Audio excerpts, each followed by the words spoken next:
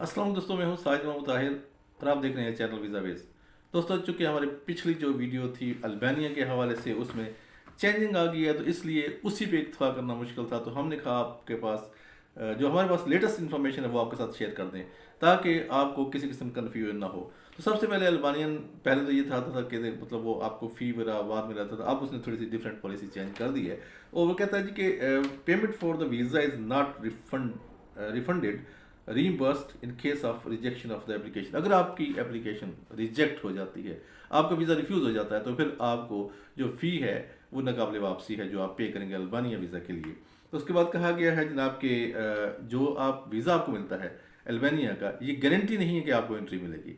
इसका जो सारा दारोमदार है आपको ड्यूटी में मौजूद ऑफिसर जो आपको कंडक्ट करेगा एयरपोर्ट पे या सी पोर्ट पे या ड्राई पोर्ट पे, वट एवर जिस भी वे से आप जा रहे हैं, अगर वहाँ पे बैठा हुआ इमिग्रेशन ऑफिसर आपके सवाल जो आप उससे वो आपसे करेगा, कुछ इंटरव्यू करेगा आपसे, अगर वो आपसे सेटिस्फाई नहीं कर सके तो वो आपको वीज़ा रिजेक्ट कर देता है और आपको डिपोर्ट कर सकता है।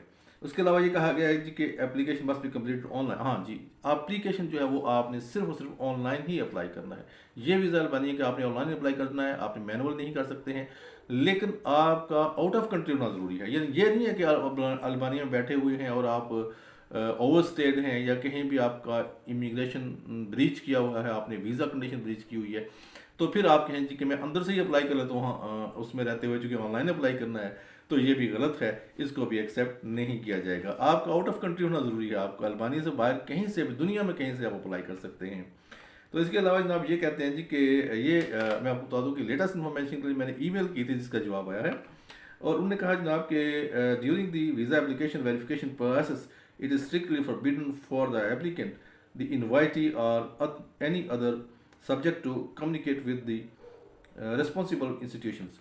यानी कि अगर आपने फर्ज करें आप स्पॉन्सर हैं, आप किसी इनविटेशन पे जा रहे हैं या फिर आपको कोई इनवाइट कर रहा है, तो किसी का हक नहीं है कि अप्लाई करने के बाद वो इदारों के साथ जाकर साजबाज करने की कोशिश करे।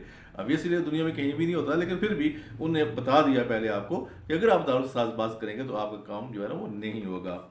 इसके अलावा जनाब वो कहते हैं जी कि जो डिसीजन टाइम है वो 15 दिन है, लेकिन बाज़ हालात में अगर हमें वेरिफिकेशन ज़्यादा करनी पड़ गई है, टाइम टेकिंग है, तो फिर आपका 30 वर्किंग डे हो सकता है। अदरवाइज 15 वर्किंग डेज में आपका डिसीजन जो है वो आ जाता है। उसके बाद जो है ना वो आपको ये कहा जाता है कि आप करें अपना फ़ी पे करें। देखें, एप्लीकेशन तो पहले ही होगी, उसमें फ़ी आपने पहले नहीं पे करनी है। ये जैसे मैंने पिछली वीडियो में बताया था। लेकिन जब आपके एप्लीकेशन वो ले लेते हैं और समझते हैं कि इस पे डिसीजन हो सकता है, तो फिर आपको फ़ी का कहते हैं, फ़ी आप पे करेंगे। और अगर उसके बाद जब आपने फ़र्ज़ करें आप अप्लाई कर दिया, आप वेट कर लीजिए मेरे पास फाइनल डिसीजन आए तब मैं वीज़ा अप्रूव हो, तो फिर हम फ़ी कर, ऐसा नहीं है। अगर आप फ़ी पे नहीं करते तो आपकी एप्लीकेशन जो है वो रिफ्यूज़ हो जाएगी।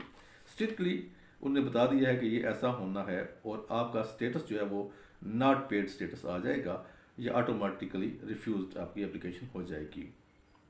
ड्यूल सिटीजनशिप के बारे में कहा गया है कि आप जो जो जिस जहाँ पे आप रह रहे हैं ना, वो उस कंट्री से आप अप्लाई कर सकते हैं और जितने भी डॉक्यूमेंट्स हैं वो रिक्वायर किए गए हैं आपने एप्लीकेशन के साथ सबमिट करवा देने हैं। ये नहीं कि मैं ये डॉक्यूमेंट बाद में दे दूंगा, उस तरह का कोई मामला है नहीं है। और please follow the guidelines when uploading. अच्छा, वो जो जो भी डॉक्यूमेंट्स की गाइडलाइन है कि आप किस तरह डॉक्यूमेंट अपलोड करेंगे।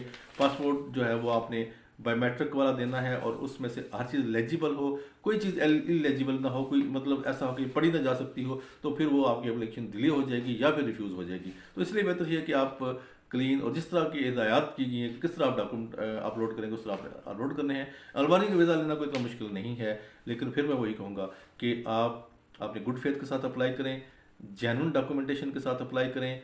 और ये कभी ना, अच्छा बाज़ बंदों में बड़ी अजीब आदत होती है, चूँकि हमारी जॉब इस तरह की है और हम हमें तरह तरह के लोगों से पालना पड़ता रहता है।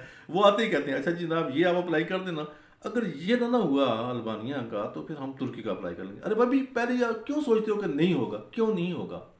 अगर आप के तमाम डॉक्यूमेंट्स जेन्युइन हैं और आपका पर्पज़ ऑफ विज़िट जो है वो वही है, उसके पीछे कोई और कहानी नहीं है, तो फिर ना होने की मेरे ख्याल से सबसे आखिर में आपको रखना चाहिए कि अगर मतलब उसका रिज़ल्ट देखने के बाद अगर नहीं होता है तो फिर आपने क्या करना है।